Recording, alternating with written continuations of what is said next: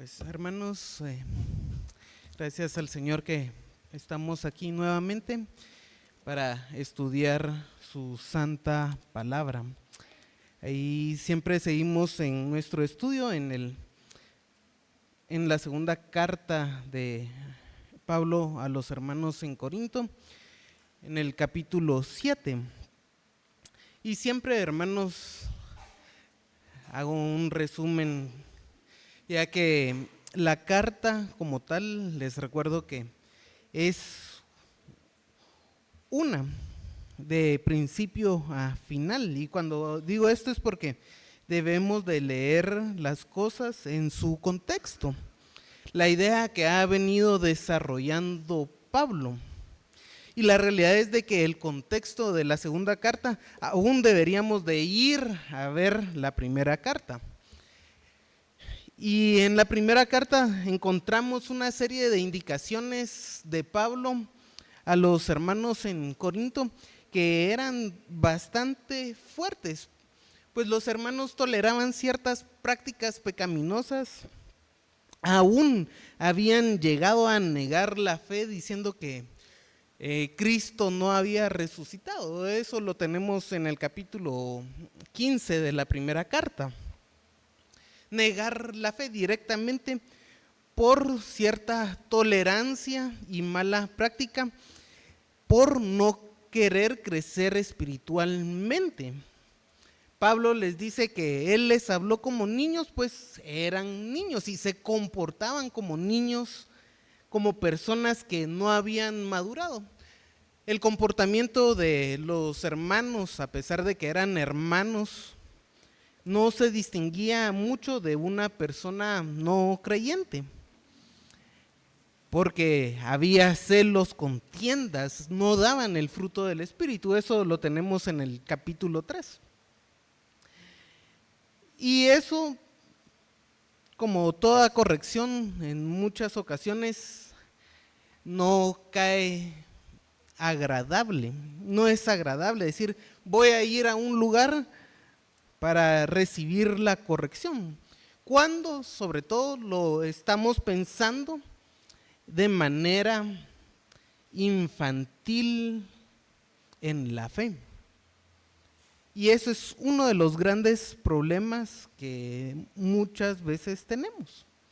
Leemos las escrituras y decimos, bueno, aquí no pasa nada, pero si las estudiamos y ellas nos señalan nuestro pecado, deberíamos de estar agradecidos. Justamente de eso es lo que se trata el capítulo 7.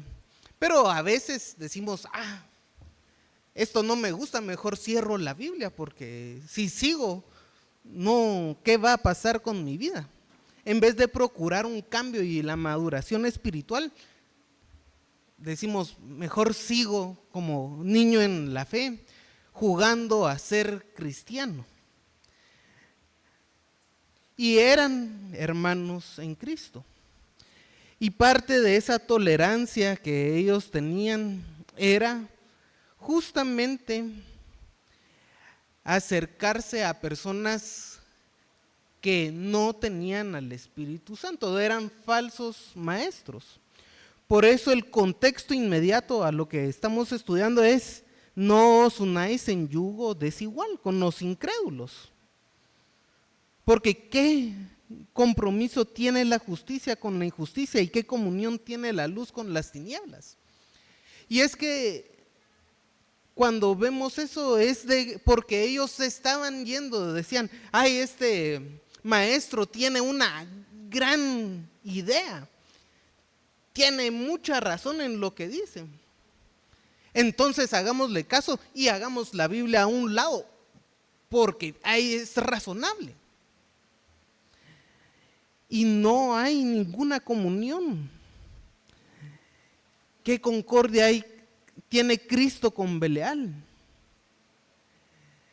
Y la realidad es de que ese es un problema, pero dicen esto como es razonable, entonces nos vamos ahí. Y lo que está llamando Pablo es de que se aparten de esas personas. Personas que razonan y justifican el pecado y dicen, yo me puedo justificar, yo me comporto así porque es la tendencia psicológica, es la tendencia ahora. Y entonces hacemos a un lado la palabra del Señor y nos vamos por esa situación. Y lo que Pablo dice es, apártense de esa situación. No es de que ya no estemos en el mundo, hay que ir a evangelizar. No podemos evangelizar si decimos ya no le voy a hablar a nadie. Jamás nos manda a vivir una vida monástica apartada del mundo, que nos subamos a una montaña y sembremos y cosechemos para nuestra subsistencia y nos apartemos. No puede ser usted la luz del mundo y ocultarse. Pero no debemos de ser guiados. Y si tenemos alguna tentación en ese sentido, apartemos nuestra mente de eso. ¿Para qué? Esa es la idea que tenemos acá. Y estas personas llegan con cartas de recomendación. Hasta pueden decir, aquí tengo mi título de doctor en teología. ¿Y para qué el título de doctor en teología? Para decir, es que la Biblia no es inspirada. Estudié 12 años las escrituras para llegar a la conclusión de que mejor sigamos una corriente psicológica. Ahí están los doctorados. Y ahí están justamente el gran problema que tenemos en las iglesias. Un cartón no le dice a uno si el Espíritu Santo habita o no en su corazón. Y parte de eso es de que vamos a observar la realidad de otra forma. Se observa la realidad, se siente la realidad de una forma, donde hay algunos que para el ministerio de Pablo es un desprestigio para aquellas personas, para quienes comprenden y observan a la luz de la cristiandad. El ministerio de Pablo era de gran valor, pero hasta cambia nuestra forma de observar la realidad, hermanos. De eso es lo que nos ha estado hablando Pablo, y de apartarse de esa situación. Pero les recuerdo que es justamente por una corrección que él hace. La realidad es de que aquí tenemos que ha escrito una carta y voy a decir que no hay acuerdo entre los estudiosos si hubo una carta entre la primera carta de los Corintios que nosotros tenemos, hubo una carta intermedia con alguna situación más correctiva, o si es la misma primera carta a los Corintios, que es la carta de corrección. De hecho, yo me inclino más por esa situación, pues el lenguaje que utiliza Pablo es fuerte en la primera carta, como lo vimos en su momento. Así que con esta idea, hermanos, de esa corrección y la situación que tenemos en la iglesia en Corinto, quiero yo que vayamos al capítulo 7, desde el versículo 2 comienza nuestro estudio el día de hoy, pero antes oremos al Señor. Padre, te damos gracias por todas tus bendiciones, porque nos permites una vez más reunirnos como iglesia para adorarte, para alabarte a ti, para estudiar tu palabra, Señor. Señor, ilumínanos con tu Santo Espíritu, que como dice la Escritura, podamos acomodar lo espiritual a lo espiritual. Que cuando sintamos, Señor, esa corrección, esa vara tuya hacia nosotros, te podamos agradecer y transformar nuestras vidas para glorificarte a ti, honrarte a ti, poder tener cada vez más comunión contigo, Señor.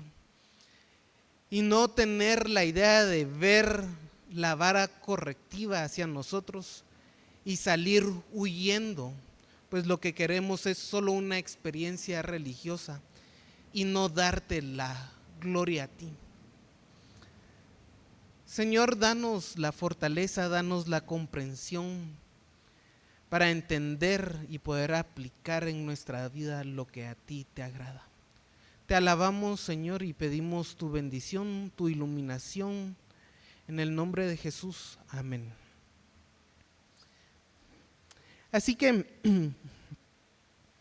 debemos de decir, hermanos, que cuando observamos las correcciones, es importante también que recordemos que el ser humano es un ser de relaciones.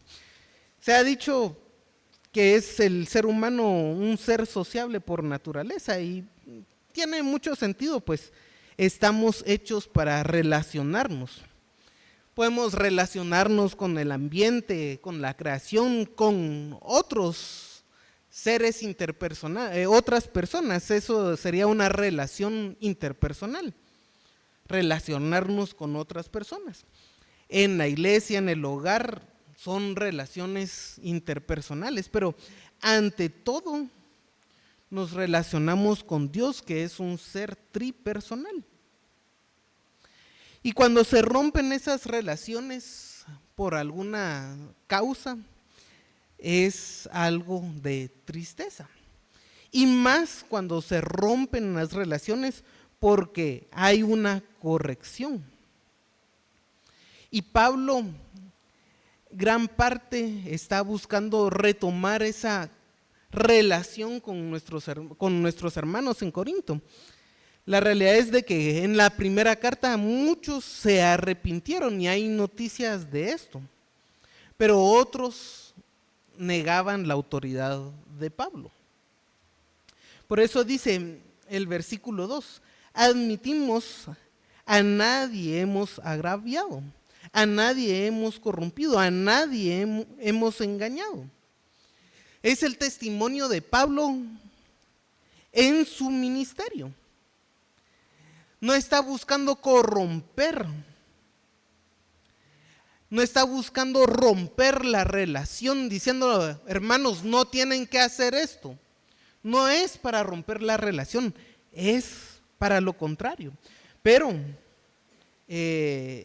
debemos de observar que hay algunos que dicen, mejor no estoy aquí. Por eso, cuando dice admitirnos, la idea es hagan un espacio para contener, para aguantar en su corazón. Han sacado a Pablo del corazón de los hermanos, por eso no lo quieren admitir.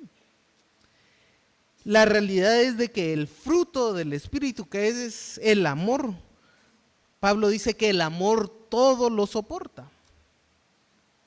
Todo lo soporta. Cuando, hermanos, amamos al Señor y leemos su palabra y la palabra del Señor nos corrige, no es para salir huyendo, es para transformarnos. Pero algunos cierran su corazón ante la llamada de atención.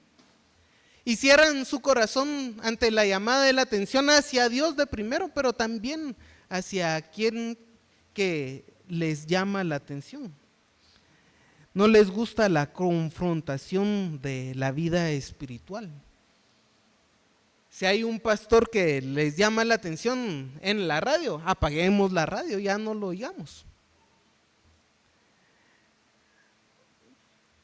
Entonces, hermanos, no es una situación del creyente,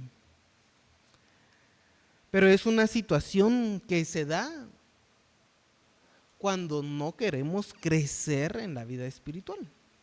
Dice Pablo, a nadie hemos agraviado, no hemos tratado injustamente a alguien, no hacemos daño por nuestro propio gusto.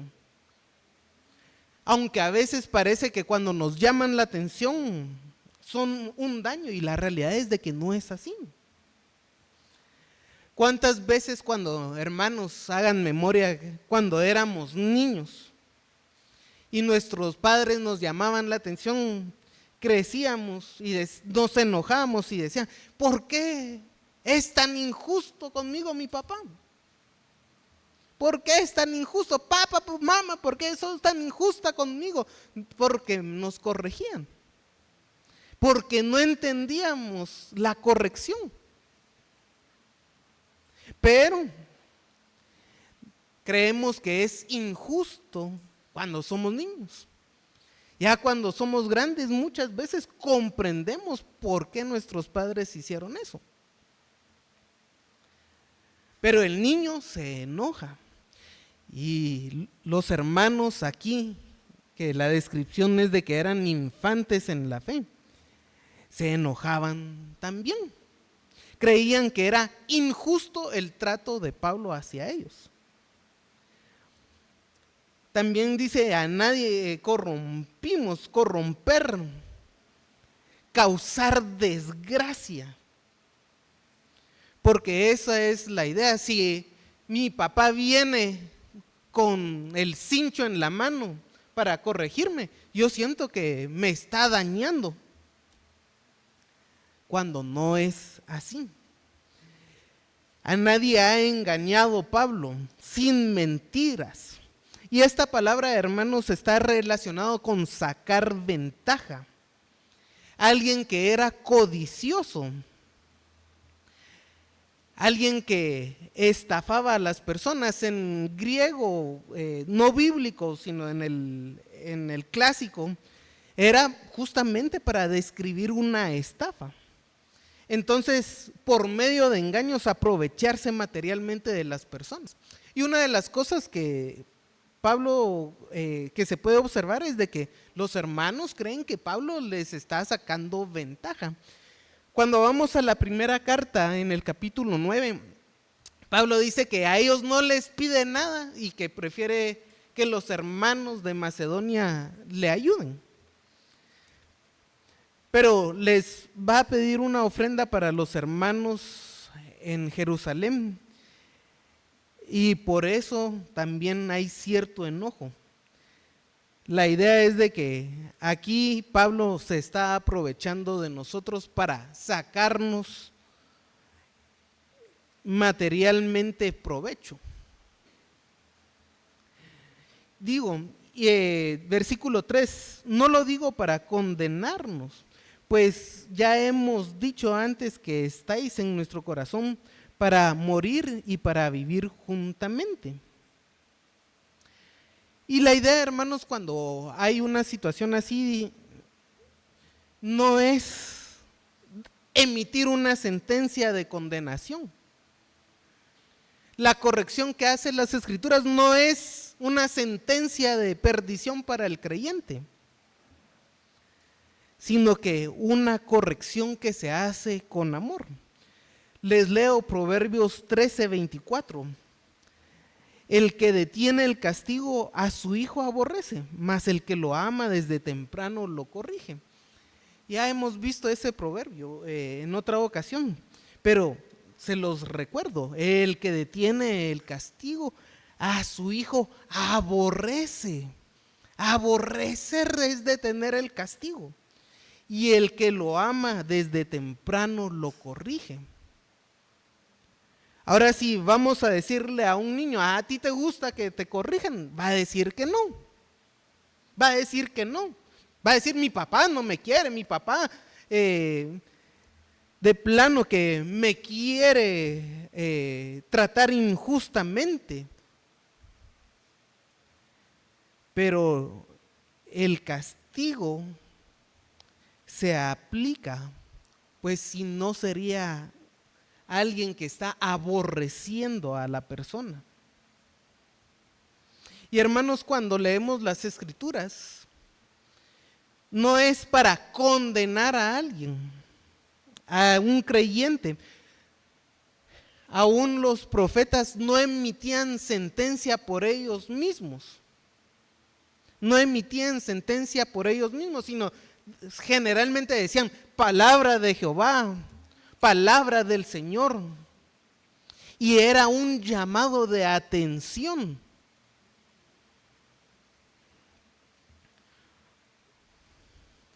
¿Por qué?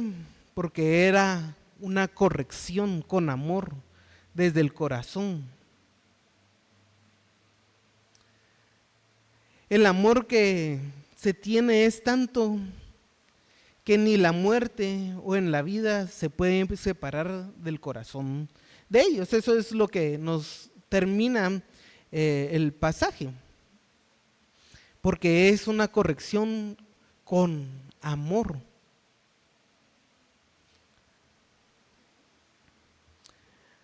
Dice el versículo 4: con mucha franqueza tengo con vosotros, mucho me glorío con respecto de vosotros, estoy lleno de consolación, sobreabundo de gozo en todas nuestras tribulaciones. Porque de cierto, cuando vinimos a Macedonia, ningún reposo tuvimos nuestro cuerpo, sino que en todo fuimos atribulados, fuera de conflictos, dentro de temores, pero Dios que consuela a los humildes nos consoló con la venida de Tito. Habla en completa franqueza con los hermanos en Corinto. Y dice el versículo 4, en medio de las dificultades, aún con las situaciones que podemos observar en la primera carta, Pablo tiene seguridad, satisfacción, consuelo y gozo con los hermanos. Su gozo no es por los problemas o por el pecado que había. Pablo no se gozaba en el pecado, eso es contrario al amor. Sino porque muchos tomaron una actitud ante la confrontación o a la exhortación que Pablo da, que se describe en los siguientes versículos. Y algo importante que hay que observar es que cuando ellos llegaron a Macedonia, él no tuvo descanso, tuvo varias dificultades, pero solo la presencia de Tito lo alivió, hermanos. Y qué bendición, y eso nos hace pensar a nosotros que debemos ser un alivio para otras personas. Hay dificultades, pero nosotros seamos un alivio, solo nuestra presencia, para otras personas, como Tito lo era. ¿Por qué Tito era un alivio para Pablo? Era alguien que trabajaba en la obra del Señor similar a Pablo, alguien que persistía en la doctrina, alguien que amaba a Pablo, que hacía caso de Pablo. Alguien que lo ayudaba, que podía sentir el apoyo. Eso es dar mucho consuelo en medio de las dificultades. Pero lo que más consoló a Pablo fue el amor de los hermanos hacia Tito, como enviado de Pablo. Pues el fruto, hermanos, de los hermanos, del cambio de los hermanos en Corinto fue también tratar bien a Tito. Y nos dice Pablo, y no solo con su venida, sino también con la consolación con que había sido consolado en cuanto a vosotros, haciendo saber vuestro gran afecto, vuestro llanto, vuestra solicitud por mí, de manera que me regocijé aún más. Miren lo que expresaron ellos hacia Tito, hacia Pablo. Gran afecto, un deseo ardiente de la presencia de otro. Cuando nos molestamos con una persona, no queremos estar junto a esa persona. Y eso ya es una mala actitud, pero cuando viene la corrección, lo que es una corrección bien tomada, lo que nos da es un deseo ardiente por estar con esa persona. Si el Señor, hermanos, nos castiga, nos corrige y aceptamos bien la corrección de Dios, no es, Señor, cierro la Biblia y me voy, no. sino voy a seguir leyendo esto. Quiero tener un deseo ardiente con la presencia de esa persona. Para los hermanos en Corinto era Pablo quien les había mandado una carta fuerte de corrección, y los que aceptaron bien esa carta querían estar con Pablo. Es sumamente contrario al enojo que se muestra generalmente, de esta persona me enoja, me voy. Hay llanto, hay tristeza por lo que había pasado, que se refleja en el llanto.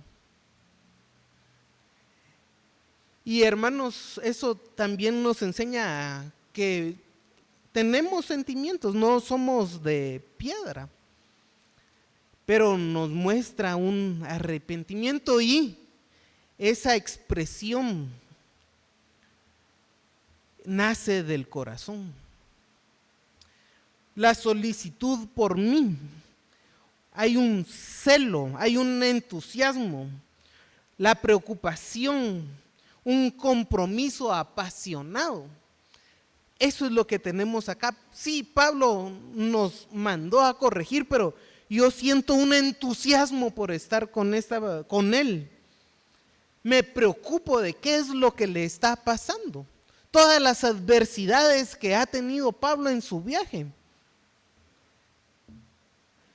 son respuestas completamente contrarias a lo que hay en un enojo cuando no se acepta la corrección.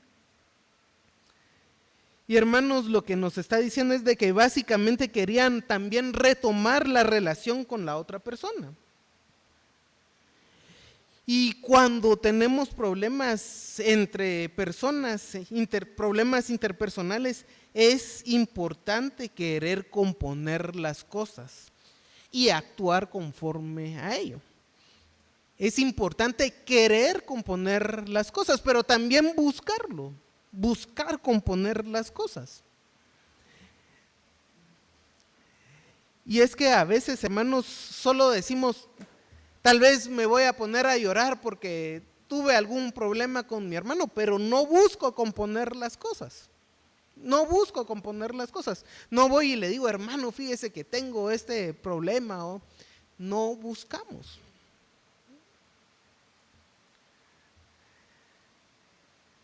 Pero lo que tenemos es una solicitud por mí, un celo, un entusiasmo y un compromiso apasionado. Mandan, y en aquel entonces eran distancias largas. A pie no es de que tomaban un avión y llegaban a la ciudad a buscar a la otra persona, sino que era de días, y lo que lleva a Tito es esa noticia. Buscan a Pablo por medio de Tito. Dice Pablo, porque aunque os contristé con la carta, no me pesa, aunque entonces lo lamenté, porque veo que aquella carta, aunque por algún tiempo os contristó. Y una palabra clave aquí en estos versículos, hermanos, si ustedes leen el pasaje, los versículos siguientes, es la palabra entristecer o contristar. Tristeza es una palabra que se está repitiendo en los versículos, en medio de dos fragmentos que hablan de consolación. Ya habló de que Tito lo consolaba, y hay tristeza, y va a seguir hablando de consolación. Pero la palabra clave acá es esa tristeza. Contristar es causar pena, aflicción, tristeza. Y nos está diciendo, cuando escribí para corregir, pasaron tristeza por la corrección. Y eso no me pesa, no me arrepiento de la corrección. Aunque lamenté, pues no me puedo gozar en el dolor. Era necesario. Era necesario. Era necesario que ellos pasaran un momento de tristeza, porque era necesaria la corrección. Yo les cuento que a veces voy al médico y me dicen, si póngase esta inyección. Y yo le digo, ¿no será que tendrá una pastilla por ahí? Porque a mí no me gustan las inyecciones. Para mí es dolor, le huyo a esas situaciones. Pero cuando mi hijo era pequeño, había que llevar a vacunarlo. Y a mí no me gustan las inyecciones, no quería que él sufriera tampoco. Y por eso, entonces, mejor que le dé polio o que tenga mayor probabilidad de que le dé polio porque no lo quiero vacunar. No es así. Cuando el médico le puso la vacuna, lloró y yo tratando de consolar aún con el dolor en mi corazón. Eso es así. Es más o menos lo que está describiendo Pablo, solo que Pablo lo hace con una corrección. A mí me dolió que el niño llorara por una inyección, es algo que yo huyo. Pero no voy a decir, entonces saber ni qué le pasa en el futuro. Era necesario ese breve dolor para un mayor bien. Aquí es necesario que se lamenten por un tiempo a que no se arrepientan. Y hermanos, a veces la corrección es necesaria, aunque a veces le pese al padre y el hijo no lo desee. Cuando hablamos de la corrección, el niño no quiere ser corregido. Y a veces el padre tampoco quiere corregir al niño porque se va a sentir mal. Entonces, hay tristeza del que corrige y hay tristeza de quien recibe la corrección. No lo hagamos. Otra vez, el que detiene la corrección aborrece a su hijo.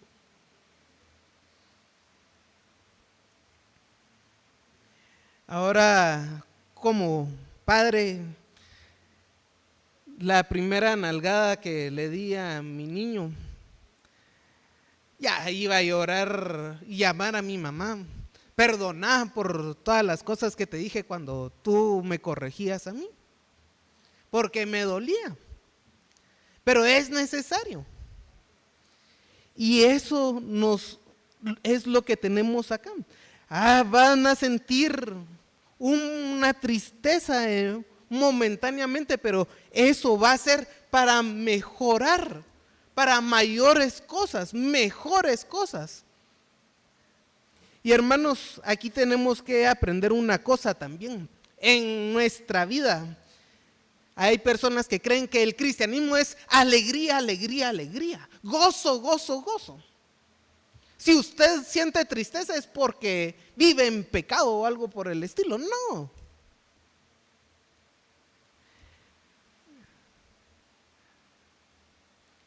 Pero si tenemos esa tristeza porque hemos pecado,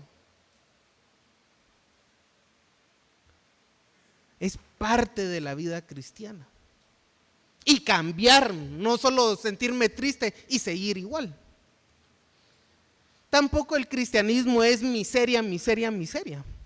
Pero en el mundo posmoderno, donde la religión es hedonista, donde la religión es a ver qué me gusta a mí. Si no me gusta, entonces mejor me voy. La corrección no tiene cabida. En una religión donde todos buscan el placer y la alegría a toda costa, me parece injusto el sufrimiento. Me parece injusta la corrección. ¿Por qué tengo que sufrir si yo soy tan bueno? Buscamos una religión hedonista muchas veces. Y esa es parte del mundo que tenemos. Y siempre digo yo, ¿por qué Guatemala con tanto porcentaje de cristianos evangélicos es un país como es? Porque buscan una religión de placer. Además, hermanos, dice Efesios 4:30, no contristéis al Espíritu Santo de Dios, con el cual fuisteis sellados para el día de la redención. Y es que, hermanos, las palabras de Pablo y las escrituras exponen la voluntad de Dios y contristaban a los creyentes, los volvían tristes. No porque ellos fueran buenos y dijeran, ay, tal vez estoy fallando, sino que el Espíritu Santo, que es un sello en cada cristiano, se entristece por nuestras acciones. El Espíritu Santo que mora en nosotros se entristece por nuestras acciones. Pero en vez de decir, hasta el Espíritu Santo me señala que debo de estar triste para mejorar, mejor que se me pase un poquito y sigo adelante. La corrección, hermanos, es necesaria, aunque pasemos por algún momento de tristeza para el cambio. Y es el Espíritu Santo que mora en cada cristiano el que se entristece. Escuchemos la voz del Espíritu Santo. No digamos, estoy triste, pero ya se me va a quitar con el tiempo. Señor, te he fallado, y por eso estoy triste, pero voy a seguir en la misma situación.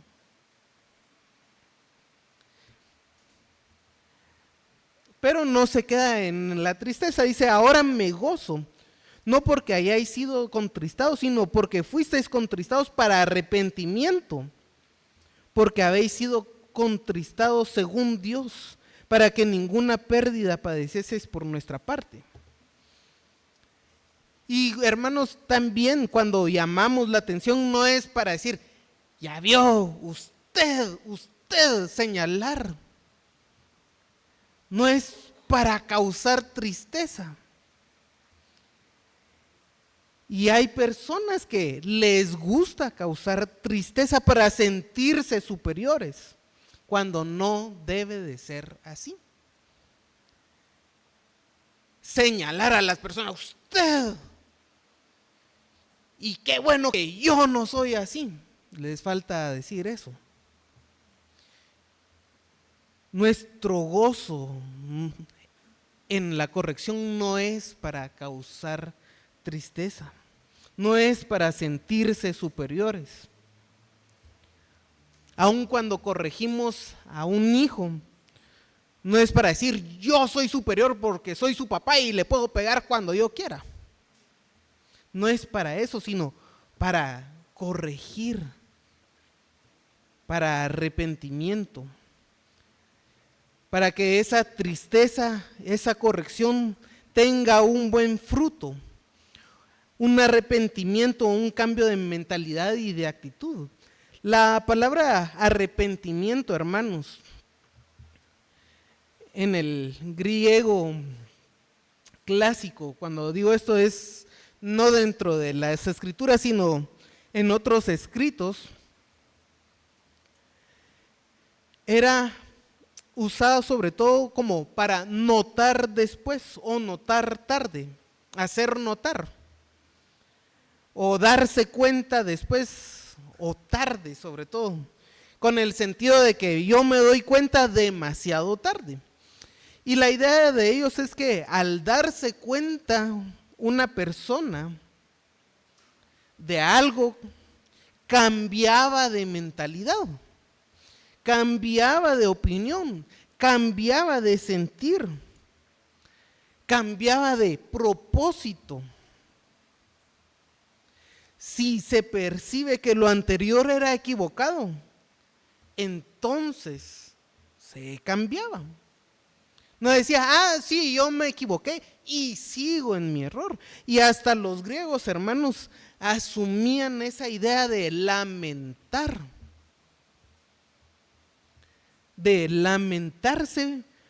por no haberse dado cuenta antes. Yo creo que acá está muy bien ilustrado ese arrepentimiento. Yo me doy cuenta de que he hecho algo malo, entonces voy a cambiar de mentalidad. Ahí va el arrepentimiento. Porque la tristeza que es según Dios produce arrepentimiento para salvación. De que no hay que arrepentirse, pero la tristeza del mundo produce muerte, versículo 10. Y nos dice que hay dos tipos de tristeza cuando se confronta con la voluntad de Dios, cuando se confronta el pecado. La tristeza según Dios y la tristeza del mundo. La tristeza de Dios para la salvación. Recuerden que en el capítulo 15, una de las cosas que estaban diciendo o tolerando los hermanos ahí era de que Cristo no había resucitado y por lo tanto nuestra fe es vana, es vacía. Esa es una situación que se da en esa iglesia. Pero también hay arrepentimientos que nos llevan. Por ejemplo, cuando Jonás va a Nínive y dice que Nínive va a ser destruida, toda Nínive se arrepintió. Toda Nínive se arrepintió. Tanto así que hasta vistieron a los animales, porque se arrepintieron.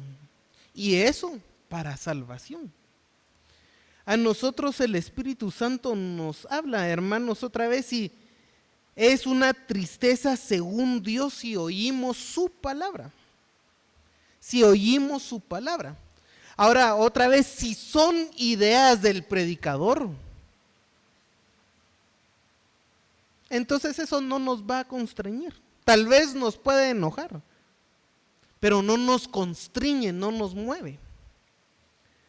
Si hay un predicador que dice, ay, usar corbata roja es pecado, usted no se va a mover ni va a cambiar su vida espiritual por eso. Pero si el predicador está hablando la palabra del Señor y usted es hijo de Dios, el Espíritu Santo nos constriñe y nos va a mover.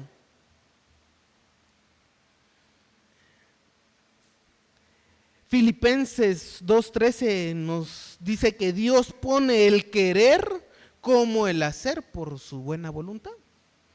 Él pone el querer y el hacer. Pero no endurezcamos nuestro corazón. Y muchas veces endurecemos nuestro corazón en pro de una vana alegría. Decir, yo voy a estar alegre si no oigo al Espíritu Santo que constriñe mi corazón, que me hace triste, pero voy a estar alegre. Si no oigo al Espíritu Santo que me mueve, que pone en mí o debe poner en mí el querer y el hacer lo que es la buena voluntad de Dios, pero voy a estar alegre, porque hacer eso no es conforme a nuestra naturaleza pecaminosa. Pero aún así es la tristeza de Dios. Y la tristeza del mundo es muerte. Y hermanos, la historia de Israel y la historia de los profetas es una historia de tristeza según el mundo.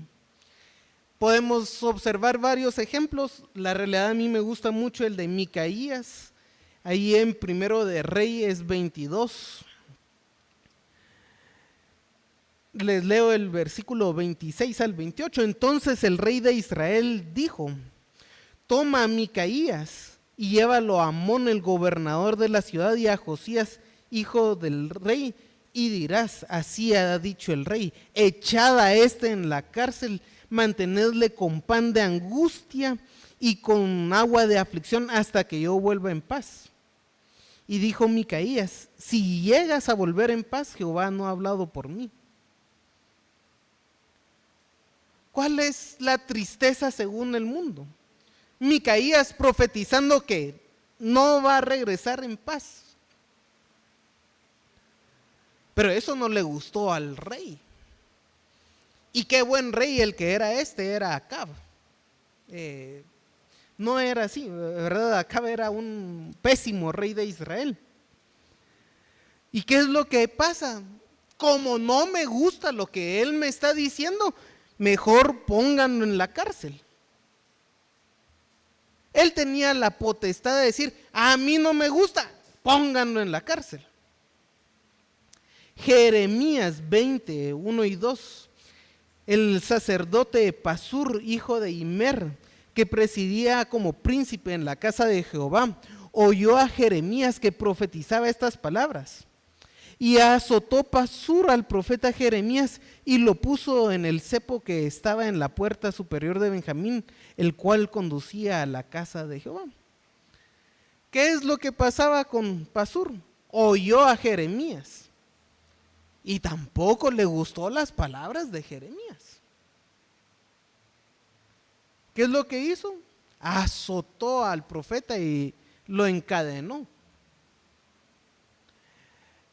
Las cosas que son tristeza para la muerte, no aceptar la palabra de Dios. Y claro, usted dirá, bueno, yo no he azotado al pastor, yo no he encarcelado al pastor.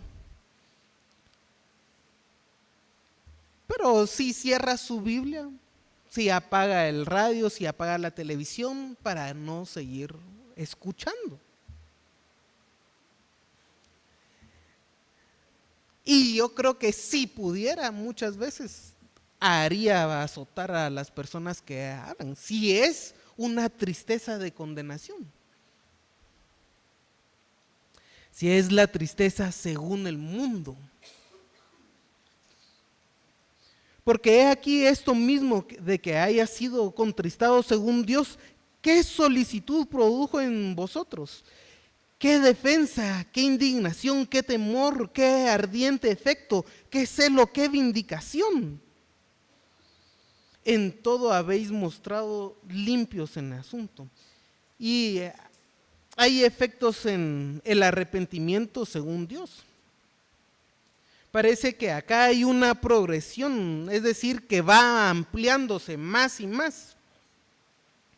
Cada que implica que va agrandándose la actitud de los corintios. Gran solicitud. No se quedaron en, vamos a ver si pasa algo, sino, ¿qué hacemos para que pasen las cosas? El arrepentimiento, hermanos, lleva una acción de forma inmediata. Implica la reparación del daño causado en el caso de los corintios. Mandaron a Tito a pedirle disculpas a Pablo. Trataron bien a Tito. No dijeron, vamos a orar a ver si Dios nos dice que podemos tratar bien al hermano Tito. Vamos a orar para ver si Dios dice que el fruto del Espíritu es amor. No es esa la situación. Hay personas que se excusan en, hermano, voy a orar para ver si me tengo que disculpar con el hermano. Y se excusan en la oración para no hacer las cosas, pero lo que tenemos acá es gran solicitud. Y claro que oraron porque a Tito le fuera bien en el camino y que Pablo abriera su corazón, pero hacían las cosas, no se excusaban en alguna situación. Inmediatamente, defensa, disculparse reconociendo el propio error. No es tanto en excusarse. En este sentido, con el primero que uno debe de pedir disculpas es con Dios y luego con los hermanos. Indignación ante el pecado, ya no lo disfrutan más. Donde antes podían encontrar placer, ahora no. Y esto va con el sentido de enojo, esta indignación. ¿Cómo es posible que yo estuviera haciendo tal cosa? Temor, un temor reverente, ardiente afecto, añoranza, el deseo que Pablo esté presente para mostrar su amor, para mostrar ese cambio, mostrar el amor, ardiente afecto, celo, un correcto interés por la persona, por preservarla, vindicación, defender al que es ofendido y una apelación firme a la disciplina. No es solo el arrepentimiento, ay sí me confundí, ahora quiero ser firme en lo que creo. Quiero tener un correcto interés en las cosas de Dios, pues mi mente ha cambiado. Dice, así que, aunque os escribí, versículo 12, no fue por causa del que cometió el agravio ni causa del que lo padeció, sino para que os hiciese manifiesta vuestra solicitud que tenemos por vosotros delante de Dios.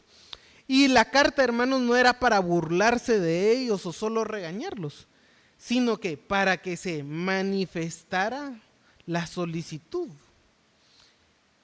Acá la versión 60 habla de nuestra solicitud que tenemos por vosotros delante de Dios. Se hace manifiesta la actitud de Pablo hacia los corintios. Ahora hay otros textos y es posible la traducción para que se manifieste vuestra solicitud que ustedes tienen por nosotros, ¿verdad? Entonces hay una situación con los pronombres, porque en esa traducción sería que se manifieste la actitud de los corintios hacia Pablo. Y es que el amor, hermanos, el arrepentimiento, no es algo teórico. La vida cristiana no es una teoría. Debe de manifestarse la actitud hacia las demás personas. No lo hagamos solo en nuestra mente como una abstracción, sino que lo podamos ser manifiesto para las otras personas. Dios conoce nuestros pensamientos. Para Él todo es manifiesto, pero para la otra persona no lo es.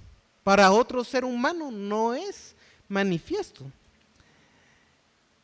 Y la vida cristiana podrá ser teórica y Dios conoce lo que pensamos acerca de Él y de la doctrina, pero la debemos de manifestar a nuestro prójimo.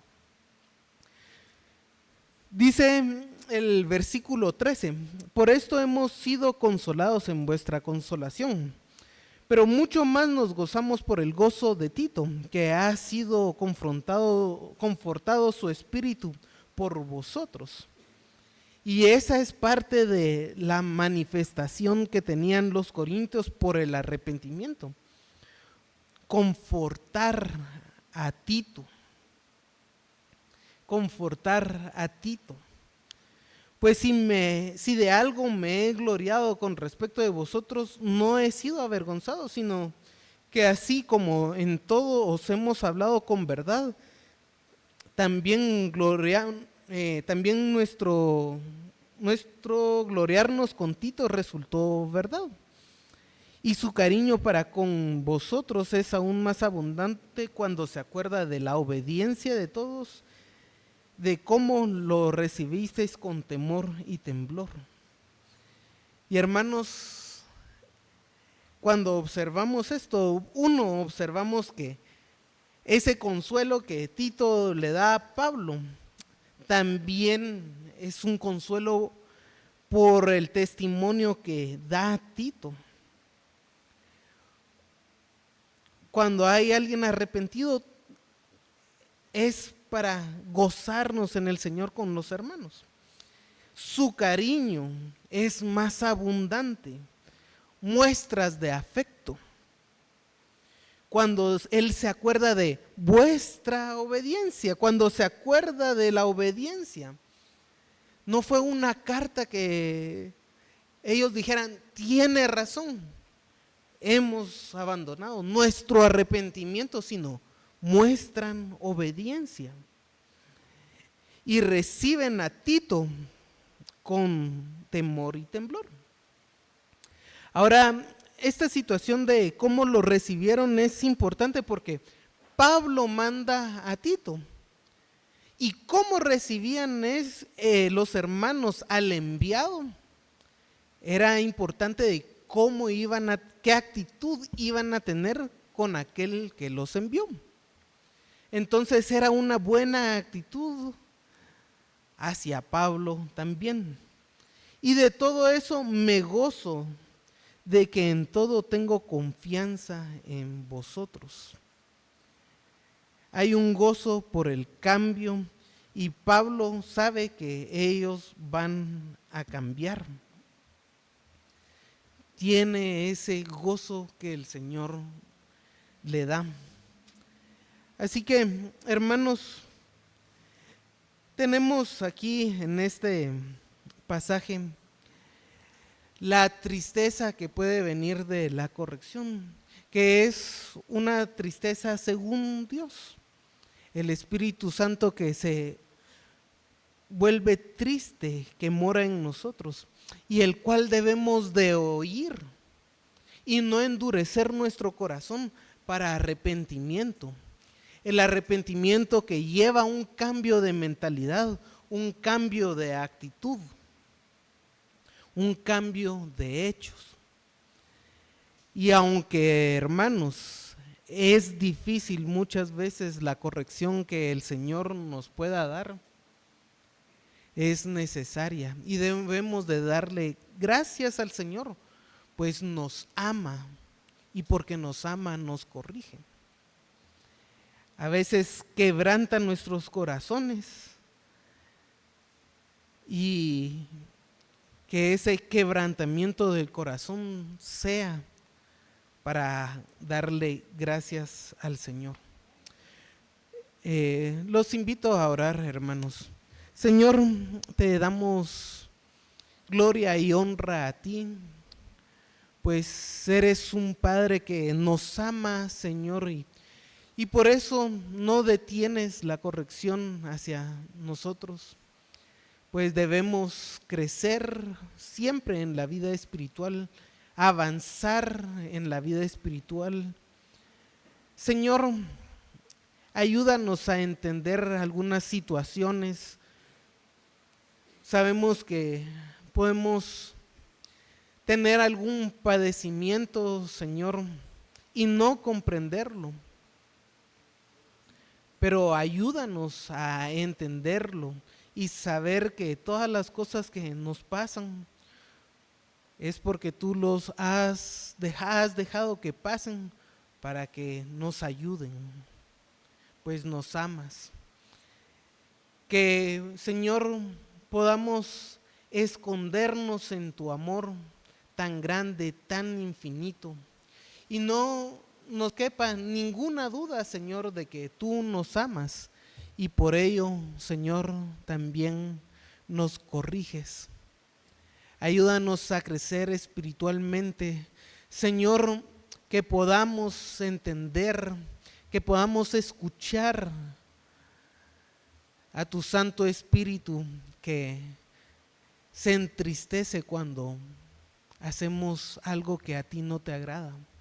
Que podamos escuchar a tu Santo Espíritu que nos llama a movernos hacia tu voluntad, que produce en nosotros el querer, ese deseo ferviente por hacer lo que tú deseas, Señor, y que también pone en nosotros el hacer, que no quede solo en un deseo, sino en una actitud y en hechos que se manifiestan hacia nuestros prójimos. Te alabamos, Señor, y pedimos tu bendición en el nombre de Jesús. Amén.